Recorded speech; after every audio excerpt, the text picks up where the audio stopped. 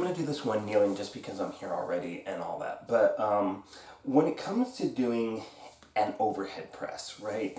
There are a few things, and it's the same as a lat raise, guys. So what the thing I'm focusing on here is the angle of change within my glenohumeral joint here, right? This joint where the humerus goes into your shoulder girdle, right? And so when I'm doing this, I want to make sure that my elbow doesn't come back here, right? So you see that I'm behind my head here. I want to be out here, and the reason for that is that your ball and socket joint is kind of like this, and you're going to be rubbing against your scapula and tendons that are in there, and you can cause some tendonitis in there that can eventually lead to a condition called frozen shoulder, where your shoulder no longer articulates properly. So when I'm doing any type of overhead press, I'm really focusing on bringing, right, well, I'll even just go like this for right now, that, right? So I'm trying to bring my bicep to my ear. And likewise, when I'm doing that, I'm not shrugging up into it, right?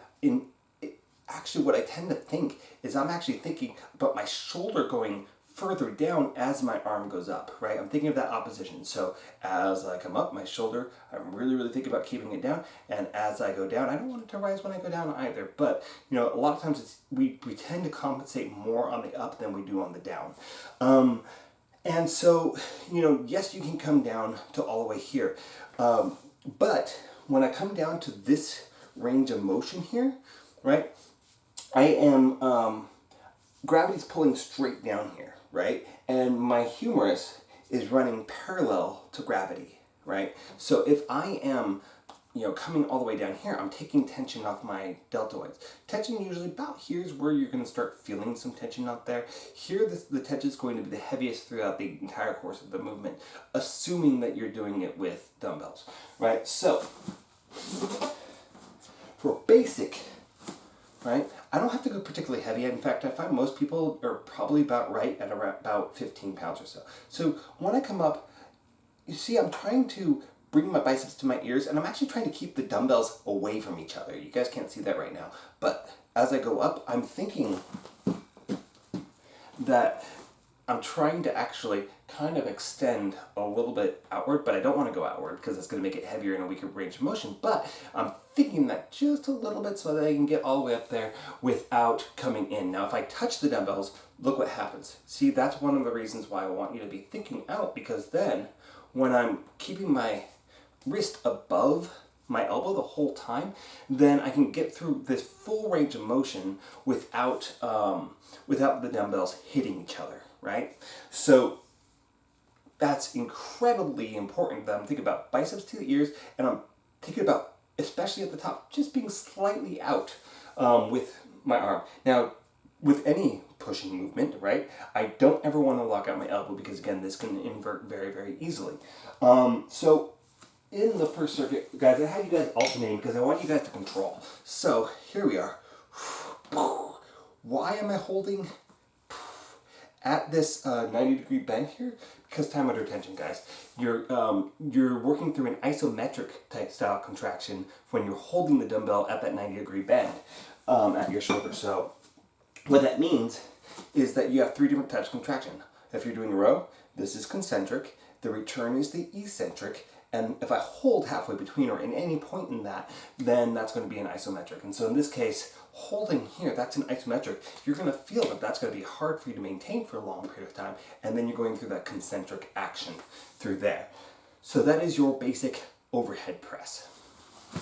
Oh, I'm not done yet, okay? Now, engage your shoulders just like everything else, right? And I'm looking at trying to push my belly button in, tucking my tailbone just a little bit, not like I'm going all the way into that posterior pelvic tilt all the way, but just enough that, you know, my tailbone is definitely tucked here.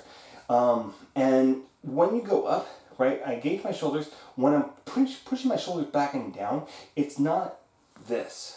Right? You can see I can actually roll my shoulders forward. I can go into full kyphosis here, kind of, with me extending my back. Instead, my back is neutral and my shoulders forward, up, back, down. Now they're in the right position, right? And I'm not extending my back to make that happen. So with any pushing exercises, pulling exercises, most of the exercises that we're doing other than like reverse shrugs, that is the shoulder position that I want to have throughout the course of the exercise, and that's one of the reasons why I'm thinking opposition on that way out. If you are arching your back here, you might have a tight erector spinae, you might have tight latissimus dorsi, so the muscles that are right here, and then the muscles that come, the big triangle muscles that go into your glenohumeral joint. From your low back, those muscles can be tight, and that could be causing that. If you have kyphosis, as most wrestlers do, you're sitting in this kind of position.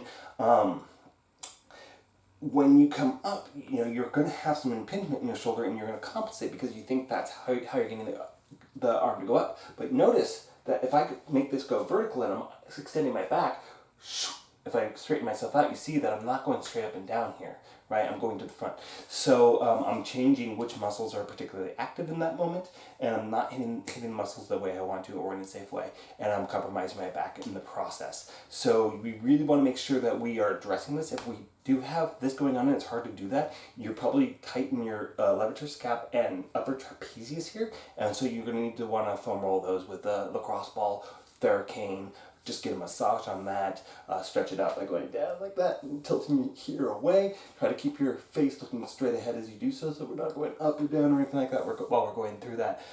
Just so that we hopefully can come back to a better position here. If that still doesn't work, start working within your pec minor, which attaches to your scapula through here and then attaches into your rib cage in the front. So when that gets tight, it pulls you into this position. So go ahead and look at those things, and hopefully that will help you guys not have to arch your back to get your arm up all the way.